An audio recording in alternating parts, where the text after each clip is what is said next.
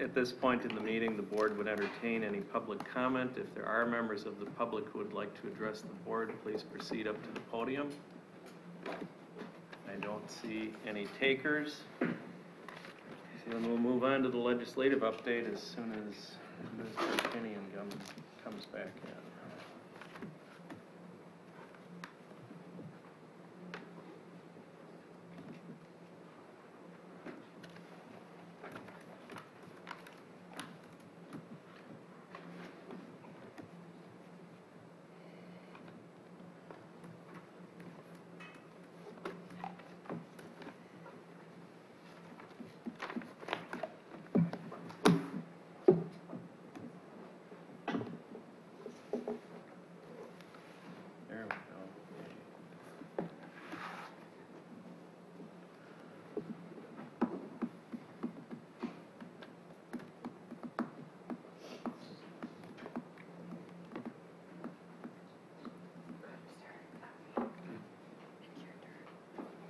Sorry.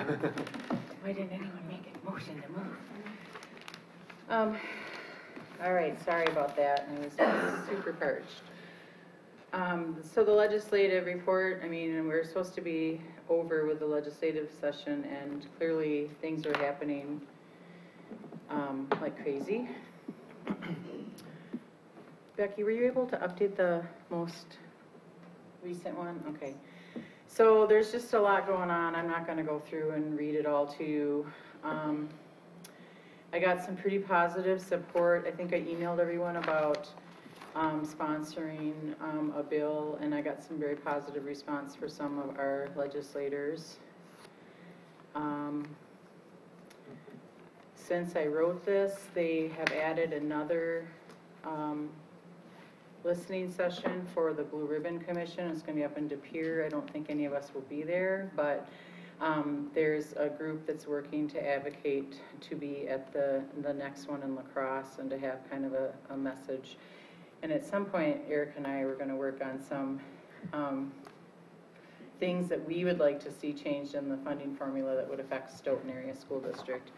Haven't forgotten about it, but we've just kind of been crazy busy with other things. The other thing I just wanted to point out was that WEMTA Common School Fund. That was something I brought up earlier. That finally seems to have died, at least for the time being. So they're going to try to think of some other way to get a hold of that money. But in the meantime, it's safe, and it amounts to a lot of money for Stoughton Area School District. So that was, everybody was really, the media specialists were really happy about that. So that was a good thing. So if you've got any other questions, you know, feel free to send me an email. All right, thank you. Any questions or discussion on any of that? Thank you. Next up, our student representative is going to give us a report on the Student Senate.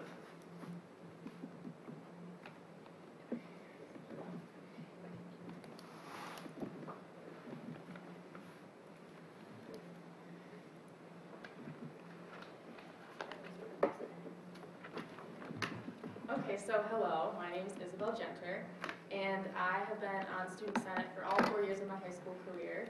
And for the past 2 years, I've been serving as the Executive Board, School Board, Student Representative.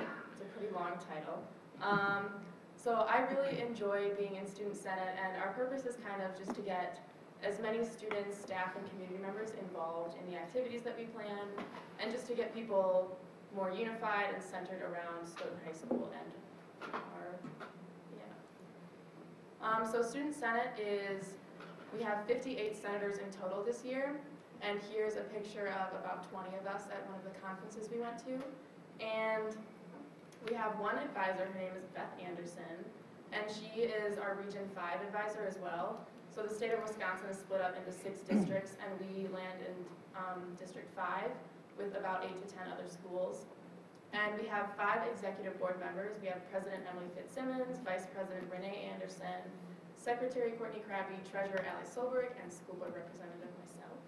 And we also have 2 regional officers who serve on the Region 5 board. We have Senior President Natalie Zintek and Senior Secretary Jessica Diebold. So The two of them are more involved in the district-wide organization, and they make decisions for our region, and they also try to get more schools in our region involved in conferences and other student senate activities. So this might be a little bit familiar from what you guys heard from me last year, but just a brief overview about how we operate. So we meet once every 2 weeks during school, and we alternate class hours. So we'll start, and our first meeting will be first hour, and then the next meeting will be second hour, and so on and so forth. Our meetings are run almost entirely by the executive board members, and each of us leads a separate group within the Senate of about 10 to 12 student senators. And we all work really hard to plan at least one activity each month, and occasionally we'll collaborate on activities. This year I collaborated with another exec board member on the food drive, so usually bigger activities like that we'll work together on. We also operate somewhat similarly to the school board in that we have our agenda with a formal roll call, committee and leader reports, and we have what we call new business, which is similar to discussion items, and then old business, which is similar to discussion action items. And this year we've also been trying to implement parliamentary procedure, which has proven to be a little bit difficult with 60 high school students, but we're trying our best. And so the application process, everyone has to reapply each year, and it's based off of grades, teacher recommendations, as well as an interview. And admission is based off of what the exec board members for the coming year, as well as the advisor, decide on. And then exec board members and class officers also go through an application election process within their grade. So grades vote on class officers, and then the student senate votes on exec board members. So that's just a little bit about how we run things. And two of our really important year-round activities are the Viking Shack and announcements. And the Viking Shack is pretty dead right here in this picture, but it's usually, it's bustling every morning, and we sell coffee, tea, gum, and school apparel. We used to sell a lot more things, but with new health standards, we can't really sell quite as much, but we still make about $100 each week off that, so it's a really big fundraiser for things we plan, like dances, as well as other school activities, and it also helps allow us to attend conferences.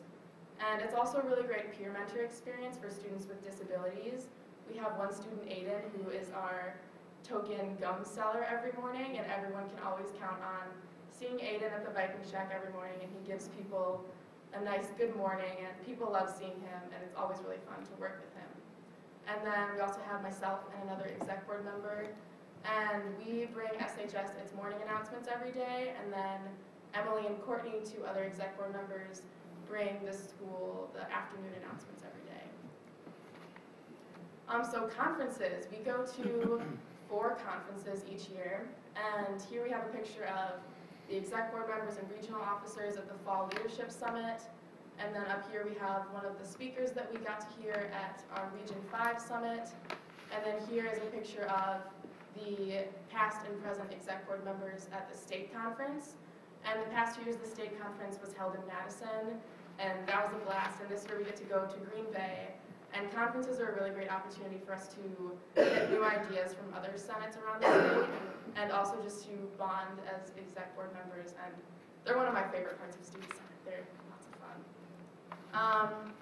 So something that's really central to the purpose of student senate is what we call Raising Student Voice and Participation, or RSVP.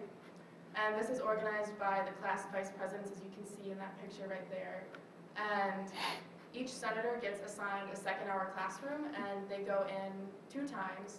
And the first time is kind of a brainstorming session to get ideas for things that students think should be changed in the high school. And then the vice presidents convene, and they find the 3 most common issues that students want to be changed.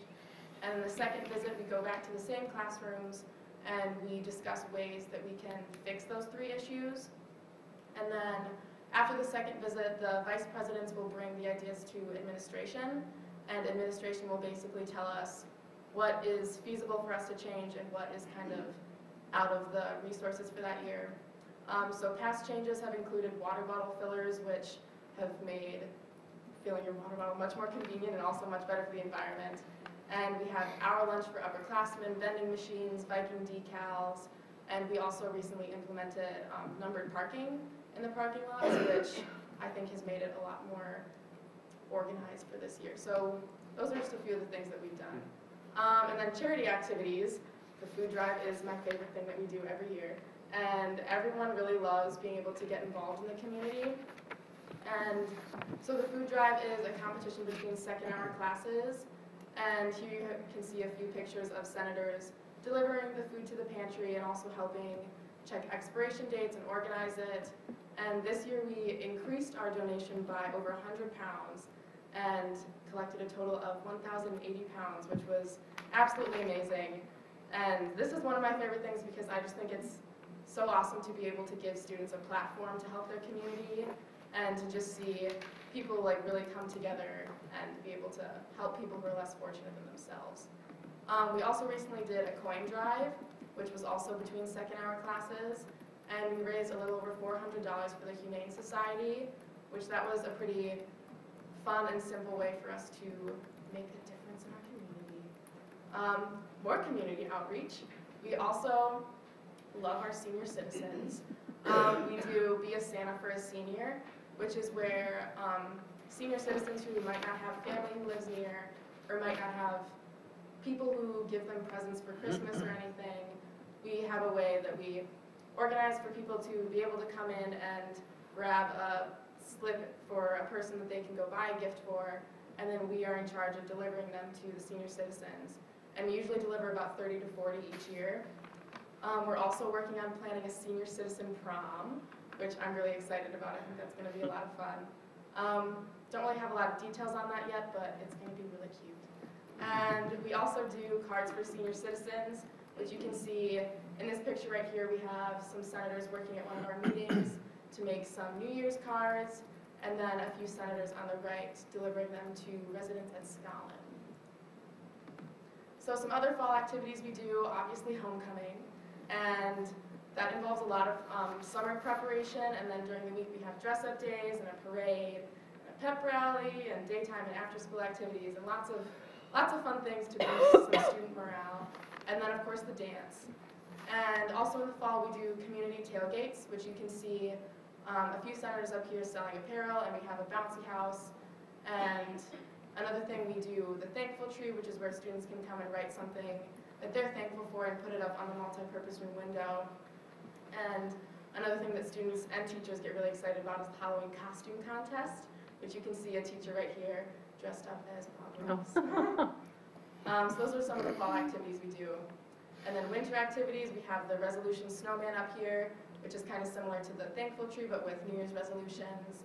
And then we have the ugly sweater contest and a hot chocolate sale with a few of the senators preparing that.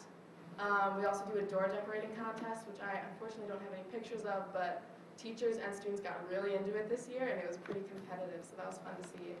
And then we also did a Take What You Need wall this year, which we just put up a bunch of colorful sticky notes with positive, encouraging phrases on them, and then students could just stop by and pick up one for a little bit of motivation and kindness.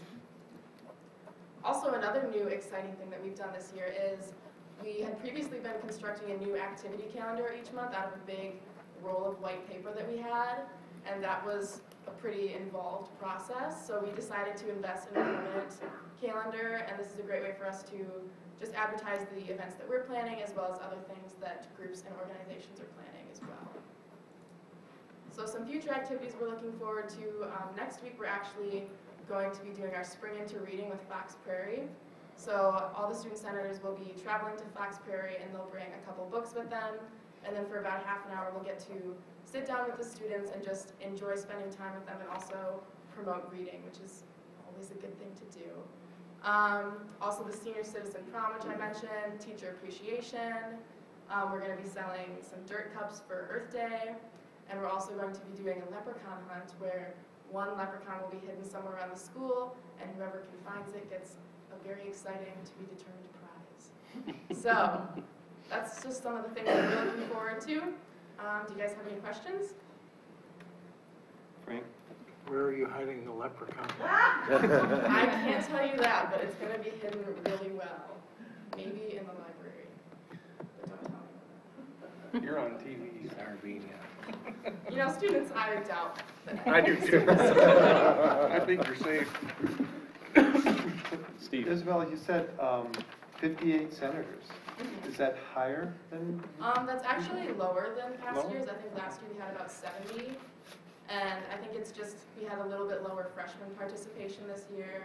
But the freshmen that we do have are really involved, which quality over quantity, so it's going pretty well. Okay, thanks. Anyone else? Jolie? Oh, who pays for your, when you guys travel for the For conference? conferences, that's actually all covered by Student Senate, which is why we do a lot of fundraising, and we actually raise all the funds for our activities. And so yeah, like the Shack and other fundraising things that we've done go towards that. Anyone else? Allison, Oh, thanks. Allison, thank you. I don't know if this is really in the realm of what you do in Student Senate, but when you were saying getting ideas for things to change in the school, we've had a number of emails from students that are concerned about safety with some of the school violence that has been going on. Is that anything that you have discussed or heard comments from your classmates about? I have definitely heard comments from classmates. We haven't had a chance to discuss that yet as a Student Senate. We actually haven't met since the recent events happened, but that's definitely something that we could probably discuss ways to make people feel safer in the school. Okay. There's just a lot of really good outreach, or there's a lot of good feedback is the word I'm looking for, Yeah. coming from students, and I'd be interested to hear what high schoolers Yeah. have to say. Anybody else? It's good. Go ahead. I love all the activities you guys do, especially with the community. May I suggest something really yeah, for tiny sure. for the Earth Day cup? Can you use paper cups instead of plastic? Yes, I mean Earth Day, of course. Yeah, I'll definitely have to bring that up. Well, Isabel, it's really great to see all the things that you and the rest of the Student Senate are doing, especially the community activities. I'm in a line of work where I deal with teenagers that are generally getting into a lot of trouble, and it gives me hope for the future that there are kids like you that are doing the things you're doing. So Thank you. okay, anybody else? All right, thank you. Thank you. Next up, District Administrator's Report. Thanks, Scott. I just sent the board a survey or a research project conducted by the Applied Calculation Lab with conjunction of UW students. And the gist of this study was there's a concern across Wisconsin and the nation that young people are leaving rural areas and small towns for more urban areas. The research explored whether there may be exceptions to those trends, smaller and more rural places that were gaining and maintaining young adults. So we've been talking about how do we attract younger families, so I thought this was a relevant study. Some of the findings. The demographic research yielded 3 important findings. Only 15% of Wisconsin communities are gaining and maintaining young adults. Communities in Wisconsin's most urban area, Milwaukee County, fare as bad or worse than many rural areas in losing young adults. And communities that are gaining and maintaining young adults are much more likely to be near cities and freeways. And so the case study yielded 5 important qualities of communities that are important for attracting young adults. Perceived quality of schools, perceived appropriate affordability of housing. Young adults at different life stages may define affordability differently. Outdoor amenities such as parks and trails, where appreciation for both motorized and silent, skiing, hiking, etc., outdoor recreation. A small town sense of community and civic engagement, and proximity to cities that offer employment, entertainment, and shopping. And then the last section is implications. Maintaining high quality schools is essential for attracting and maintaining young adult populations. Different communities need to provide different mixes of housing for different families at different life cycle stages. Public outdoor amenities for a diversity of recreation activities will be valued by young adults. Rural and small-town development may be tied together with urban development. Communities need to address the tensions created by the need for volunteers to maintain the small-town feel while people spend large amount of time in cities for jobs, entertainment, and shopping. And universities and colleges may influence not just their home city, but also the region as a place for graduates to settle. So I thought this was very pertinent to what we've been discussing. The mayor actually has it. The mayor has shared this with her department heads. It's something that I will suggest to John that we talk about at the next joint meeting with the finances, but I shared the 175-page or 149-page report with all of you, so feel free to read in your spare time and digest this. They actually look at several different communities and survey people in those communities of what they're looking for. So that's all I had tonight to All right. share that. Thank you. Any questions about any of that? Just thank you, that's wonderful info, and I agree, if we, serving on that committee, if we can have something like that to look at, that's some really valuable data to help us launch some of our work, so good work. All right, thank you. Next up is the consent agenda.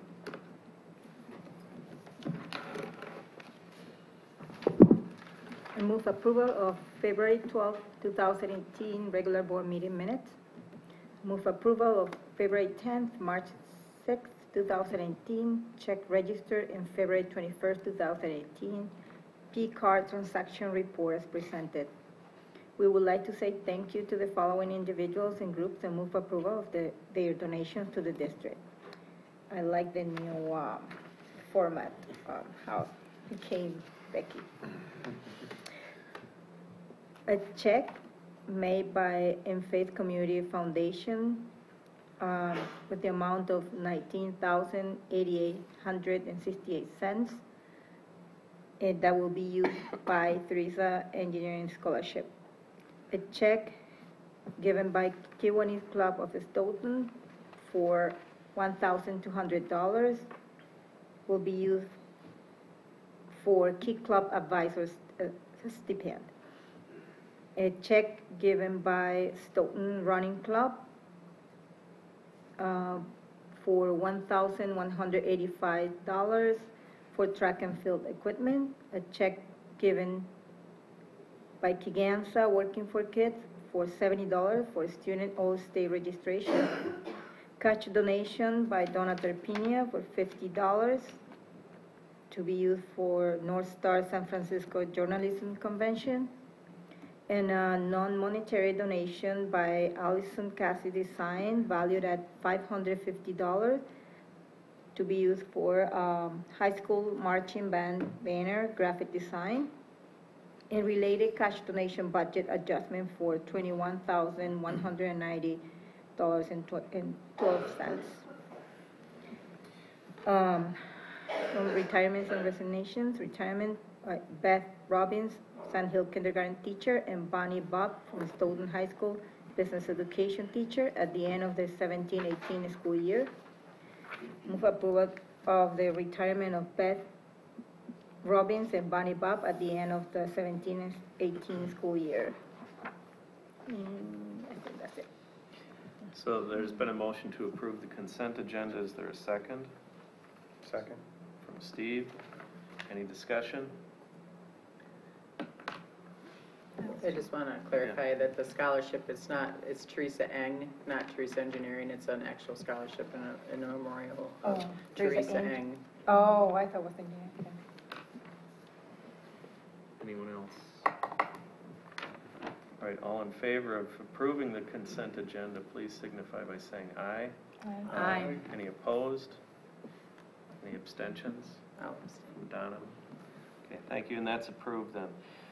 We have one discussion item, and that is the results of the fall student employee engagement survey. Unfortunately, our student coach was not able to make it tonight. She's dealing with the flu, and rather than spread contagion among us, she's staying home. I did think it was important, though, that we at least walk through the results. Dr. Onsager is going to do that. That's not to say that these particular survey results couldn't be taken up when we can have Joanne here again, but it's kind of hard to schedule her because she works with so many districts. So rather than put it off indefinitely, I thought we could at least look at what we've got right now. So I shared with you a district composite and then one for each one of the elementary schools. This was a different, and we do the employee engagement survey, we do it twice a year. We do it in around December, and we'll do it again in April, May, to get results. This was a longer survey. In the past, the surveys were 10 questions. We thought we'd try this one to dig deeper. Administratively, our numbers of participants were down, so we're trying to determine, was it the length of the survey? Do we do this one maybe once every other year? So we're trying to figure out where we go, but we're trying to get as much information as we can from these surveys. What happens with these surveys is that every building principal rolls out the results to their staff. So in a staff meeting, they roll out the results of, this is what the surveys say, and they look at different areas of strength, and they look at different areas that are maybe their lowest scores, that they can look to improve or work on as a school, as an administrative team. So I believe every building, they've been rolled out to every building, and a discussion with every staff on it. So this survey, again, like I said, is more comprehensive than we've done in the past. This one has 5 different areas. Area 1 is personal feelings about my work. Section 2 is principal/supervisor role. Section 3 is communication. 4 is treatment of employees, and 5 is a summary/overall recommendation. Becky, if you go to page 1, this is the cover page. If you go to page 1, something new this year that they started to do in this survey was called the top box. And so if you look on page 1, our overall mean was 3.75 out of 5, and our top box percentage was 30%, which means 30% of the participants marked strongly agreed with questions. And so that's something new that we hadn't seen before in the surveys of the percentage of responses that were strongly agreed to in the survey. If you look at page 2, which is the first section, personal feelings about my work. If you notice, our 3 top ones, or the 3 highest mean, is number 1, staff feel that the work they do is meaningful to them. Number 2, they feel their work positively impacts the success of our students. And number 5, they go above and beyond what is expected to ensure the success of the organization. So that talks about staff's work ethic and their commitment to the students and making sure they're successful. If you look at the 3 lowest ones, it's number 14, I'm able to balance my work and home responsibilities. 13, the amount of work I am asked to do is reasonable. To be honest, those don't surprise me because in education we seem to keep adding more things. It's gone from a plate to a platter, and we never take anything off the platter when we add something new. And number 9, I am provided with adequate opportunities for advancement. I believe that's a direct correlation with our compensation, our career ladder, which we've talked about at this table and concerns that we've had at this table. But I feel there's a correlation between number 9 and what's going on with the career ladder.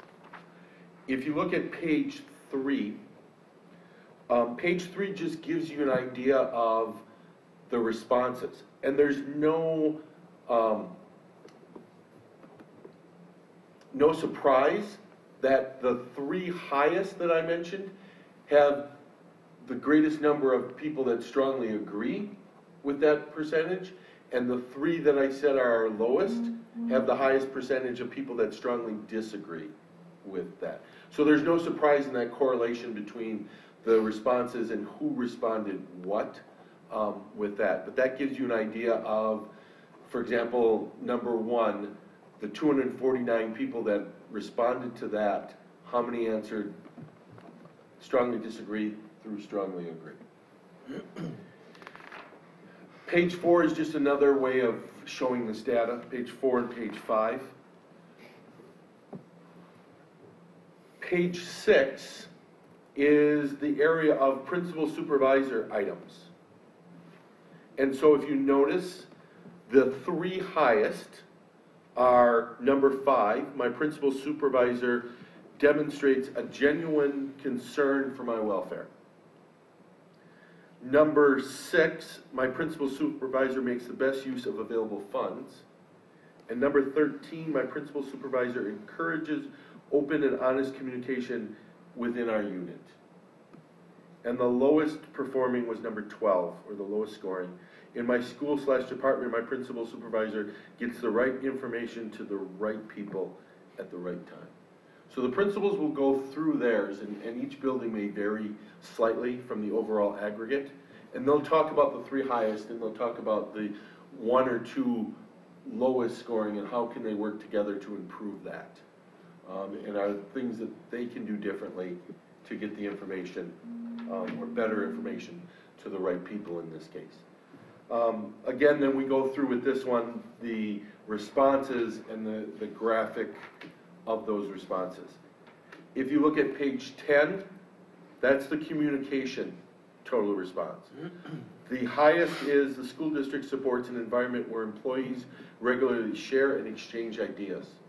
And the lowest is the school district supports honest two-way communication between supervisors and employees. And so those are conversations we have on how do we shore that up? How do we make sure we have a culture that does support the two-way communication? So as an administrative team, we're working on that. Again, then the rest is the total number of responses. If you look at page 12 is the treatment of employees. The highest is instructional staff are treated fairly at the school district. The lowest is my school district is effective at retaining valuable people. Again, I believe there's a correlation between the compensation plan and the feelings people have on the compensation plan for that. Then you look at the next area is page 14. Summary items of total responses. The one that sticks out for me in this one is number 2. I recommend my school district is a good place to work. To me, 3.5 is unacceptable score. We should be in the 4s. And so we need to have conversation as an administrative team, as a district, as board administration on how do we, what do we do to increase that? Because you want people who work here recommending it to other people. And so what is behind those? What is behind that score? What's the rationale? How can we get to the heart of that and start addressing those? But I think we have to have a conversation on that. Because our current staff are some of our best advocates and recruiters of good staff to come here. So how do we change that? So if you look at page 15, 15 is a summary of the top 5 and the lowest item means. Work I do is meaningful. My work positively impacts the success of our students. I go above and beyond what is expected. I feel personally driven to help the organization, and my principal supervisor demonstrates a genuine concern for my welfare. How do we take those and how do we continue to strengthen those? Because those are the strengths that we can build off of. And the next 5 are ones that we definitely have to come up with. How do we improve those? How do we have conversations? Policies are applied fairly to all employees. The amount of work I'm asked to do is reasonable. I'm provided with adequate opportunities for advancement. Promotions go to the best qualified people. My school district is effective at retaining valuable people. Again, I think some of those are tied to people's perception of our compensation plan, which our compensation committee is working on. But how do we have those conversations? So I don't have answers for you on these, but I thought, working with Scott, it was essential that we share this, this is what we've seen. And again, all the administrators and the building principals are working with their staff of going through this data with their staff and figuring out what can we work on, where do we start. You pick one or two that you work on and try to improve that and then move on to the next one. So I will entertain questions. And when Robin and Joanne are here, they can also speak to some of the norming across the nation and how we compare. So questions? How you? How, I don't have a good memory, especially with numbers, so how is this data compared with other years? Saying, because we've done these, like you Right. said, twice a year. So that's one of the things we're trying to work on, because this is a slightly different one. So we're trying to pull out the commonalities of how they compare, but also use these extra questions. So that's a conversation we're having. Do we do this? Do we go to this? Do we go back to the 10 and do both of them so we get some longitudinal? We wanted to go to this, and talking to Robin and Joanne, we wanted to get a deeper understanding of what some of the scores mean. And so that's why we went to this longer one. So right now it's harder to do a comparison with what we've done.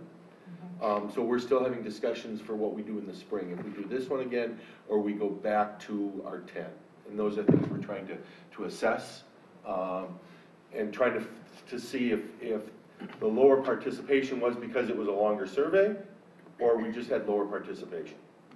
I actually like this format a little better than the 10 because it gives me more information. It breaks it down a little better than the 10, where it was hard to understand why are you saying that? This seems to provide a little more. And there's nothing to say that we can't add questions. If we want to start pinpointing on a certain area, we can add questions to this survey. Now, we won't be able to norm them across Wisconsin or the nation, but we could norm them locally. Sorry, let me just finish, because, I mean, I think this is, of course, very, very important data, and I like to see, I mean, if we change, too bad that Joanne is not here because she can clarify better, but if we change to next year Right. with other questions, then we won't be able to compare, Correct. then we won't be able to see the progress if we have any of that. So I would like to continue with this and continue. See, one of the most important things that you pointed out was if I recommend my school district as a good place to work. If we were doing how you call it, to get the money, a referendum, we will probably lose that referendum just because of that. Besides some of the things like we were talking about, getting people moving into the district. So, thank you. Steve, you had a question? Yeah, my question, well, a couple things. On page 18, there is a summary of historical data. And so my question is, are those only the questions where we have that history? Right. Okay. Right. I So just those wanted to are only clarify the that. 10 that we. Yep, that's what you were referring to. Right, that I asked before. So we have nothing to compare some of these to. But that is pulling out some of those. So there's more than 10, Right. which is 14. Right, but there's 10 that were in this survey. That were, Yes, got it. yes. Other questions? Don? This might be a question to talk about more with Studer's here, but using a mean isn't always the most effective way to look at the data. And so I get the top box thing, but I'm wondering why it was just the number that scored a 5. Right. Why you wouldn't have used 4 or 5, because that is considered to be, a favorable score, Mhm. percentage of favorable. And then looking at the middle, which would be the neutrals, because those are people that are sitting on the fence that are Correct. easily swayed. And then looking at the percentage of unfavorable, because when you looked at the one about, when you were bringing up the one about the school district Mhm. overall, I mean, if you really look at the numbers, 55% of the respondents picked 4 or 5. Right. And then another large chunk was in the neutral territory, and only 19% was in the unfavorable. That really pulls an average down. Right. And it seems like it's much easier to solve a problem when you can look at where are the areas of Right. improvement. So I'm wondering, with that being said, is there any way to, just as we would disaggregate data, like for test scores, by race or by gender, lots of different things, is there a way to know if it's the same subset of respondents that answer negatively to everything, to a lot of, to the same questions? Right. Or was it just kind of spread across the board? Are they going to be able to I don't know if they- disaggregate that data? I don't know if they can, because the only thing they can, well, I mean, you can look at the individual ones, and you can make a correlation between the individual schools, Mhm. and see if there is the number who responded in each question at each school. So you could break it down by school. Okay. That's about the only demographic or area we can break it down, because they try very hard to make sure that this is anonymous. And so we Mhm. have some staff who worry about whether we're tracking who says what. Mhm. And so we don't see these results. It goes directly to Studer. They then collect all the information. So I don't see the raw data. Yeah. And I'm so- not interested in Right. knowing like who the, Right. it would be interesting to know if it's the same Right. subset of people that are answering the, Yep. disagree section on every question or on a lot of the same questions versus the And that's other. something we can ask. Like I said, this was the first time that we actually had the conversation of, can we expand the questions? Can we ask different questions? And with that same thing, I would wonder then, in past surveys, if we could do the same thing, because we already have the data. Right. It would be good to know, that we could maybe, instead of looking at the mean, that we look at percent favorable versus percent unfavorable, because that would give us more of an indication of where we're moving in certain areas. Other questions, Tim? I guess kind of to piggyback off of that, my experience with these and working with districts has been, if you can hit around a 3.5, you're on the right track. It's not to say that there's not always room for improvement, but Donna's right. I mean, there are situations where it gets swayed pretty dramatically, and usually in the negative area. So I'm encouraged by many of these. And I think it's one thing, it is important to remember, we all know, I mean, this is perception data. So it's based on the perception of the staff that chose to fill it out. There is, it'd be nice to have a little bigger sample size, but it's a good sample size. I think the other thing with the one that stands out to me, the retention one, I think it would be nice, that is obviously perception data. It would be nice to establish, maybe this is a board thing to establish, is what are we really shooting for each year from a percentage wise? Because we certainly I think we probably want some turnover. I mean, that's just, the reality of the business. You're gonna have retirements, but where are we shooting for? 5% turnover, I don't know what it would be, but that would be something, that's a little more quantitative. So this is encouraging from my standpoint. I just wanna make sure we recognize it is one piece of data, and we wanna continue to look at all kinds of data as we move forward, so, good. Anyone else? Allison?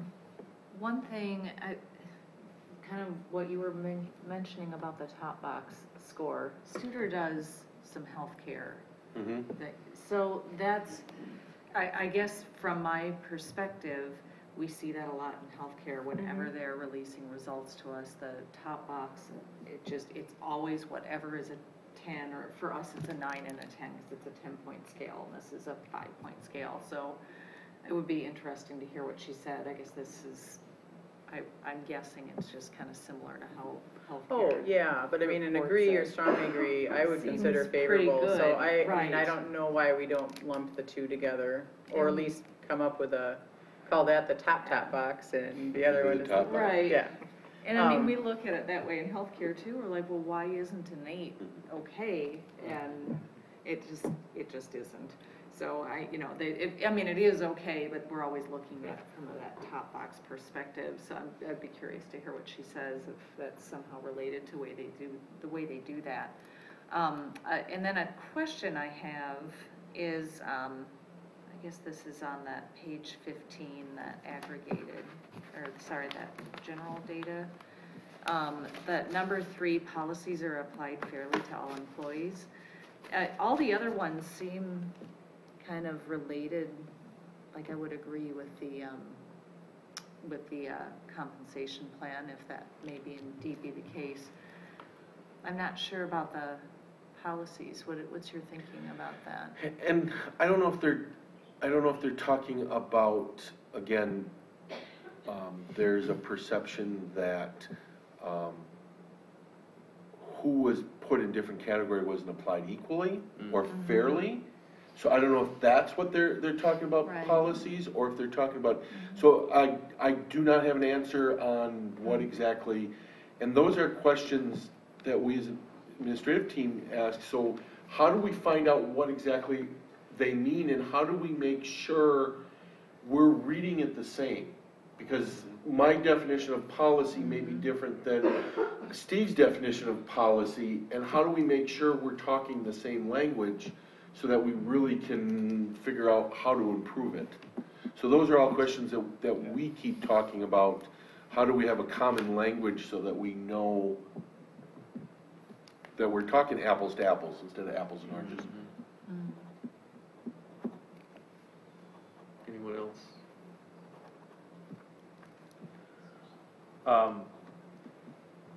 One thing, when we're talking about perhaps changing the survey, I have some recollection, and maybe I'm remembering wrong, that we tend to get different responses in the spring versus the fall. Yeah.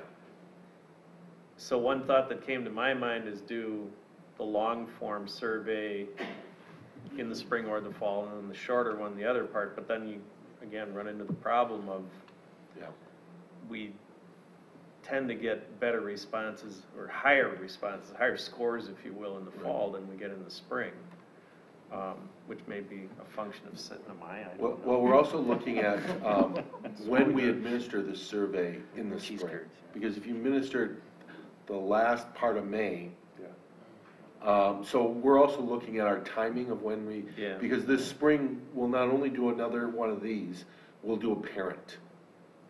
So we always do a parent one in the spring. Right. So.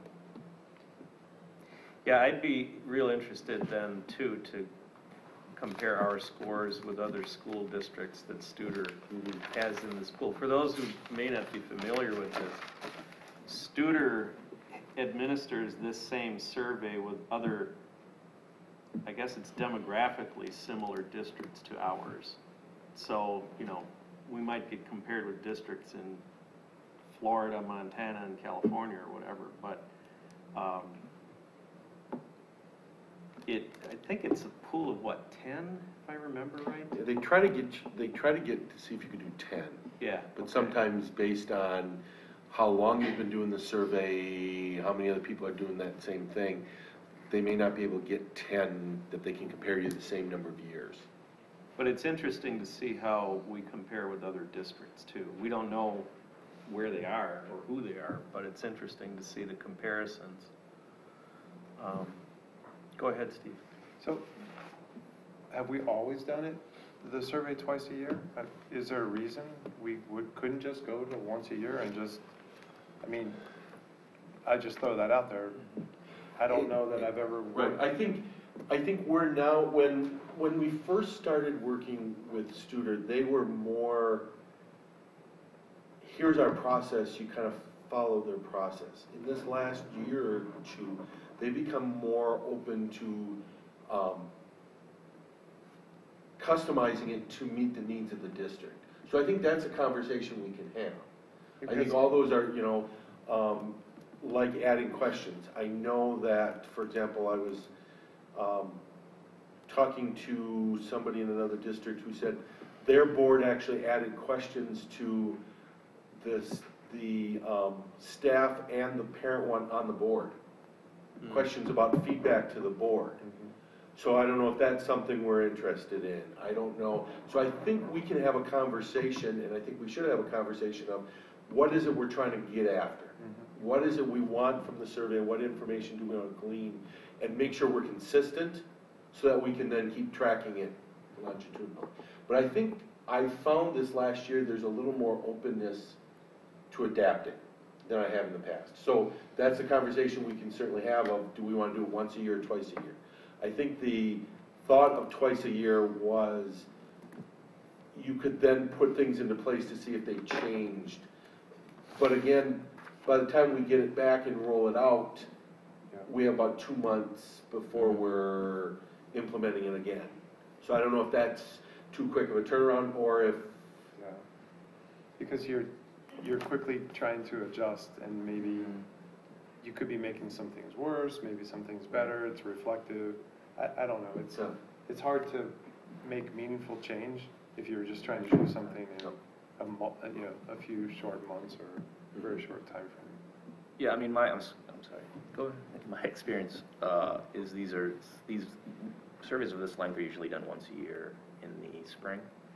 I think there is value to doing it twice, but I think it would be a good discussion to have. But in that sense, then you use this data, among other data, to help set some priorities and goals for next year. And then monitor those. Whether having some more data like this at the beginning of the school year would be useful, I don't know.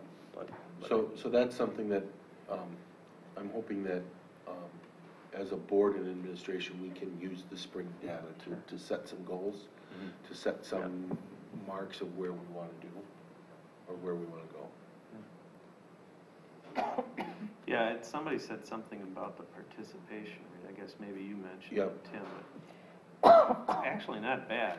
If you get 250 out of roughly 450 employees responding, that's a pretty high response rate. In an external survey, I think they say 20% is good, but in an internal, 30%. So we're above that. And is that consistent with our, I mean, I know we've always said this response is lower than we'd like. We're down from last time we did it, last year when we did it. I think we had about 50 more responses last year. Actually, no, it says May of 17, it was 253, so it's almost the same. Okay. Now, November of 16 was 284, so that's down significantly. Yeah.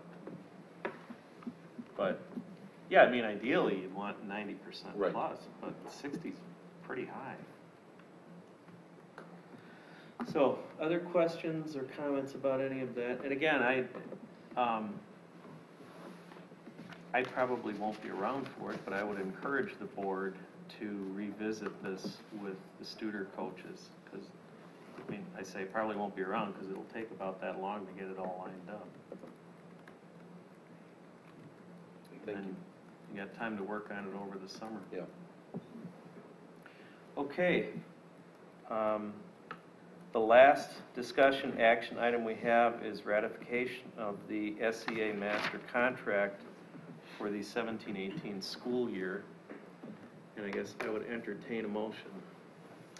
I move to ratify the Stoughton Educational Association master contract to include a 1.26% increase to their base wages retroactive to July 1, 2017 for the 2017-2018 bargaining unit members, excluding all educators who are new to the district for the 2017-18 school year. I move to approve, can I continue this? Yeah, please do. Move to approve the Employee Relations Committee's recommendation for supplemental pay to bargaining unit members represented by the Stoughton Educational Association, retroactive to July 1, 2017 for the 2017-18 school year as follows. No supplemental pay to 2017-18 new hires to the district. Supplemental pay to educators in the initial professional level of $1,105 minus the base wage increase. Supplemental pay to educators in the collaborative professional level of $1,261 minus the base wage increase. Supplemental pay to educators in the innovative professional level of $1,463 minus the base wage increase. Supplemental pay to educators in the system professional level of $1,664 minus the base wage increase. Supplemental pay to educators who opt out of the educator compensation model of $1,261 minus the base wage increase. Bargaining unit members will receive a base wage increase of 1.26% per FTE, retroactive to July 1, 2017. I'm saying this all over again. This excludes all bargaining unit members who were hired new to the district for the 2017-18 school year. So There's it's been a big motion to approve the master agreement. Is there a second? Second. And that was from Allison. Any discussion or questions? And then we should approve that by a roll call vote, I believe. Mr. Sullivan, Yes. Ms. Sorg, Yes. Ms. Tarpinian, Yes. Mr. Fry, Yes. Mr. Jackson, Yes. Mr. Buban, Yes. Ms. Fitzgibbon, Yes. President Dirks. Yes.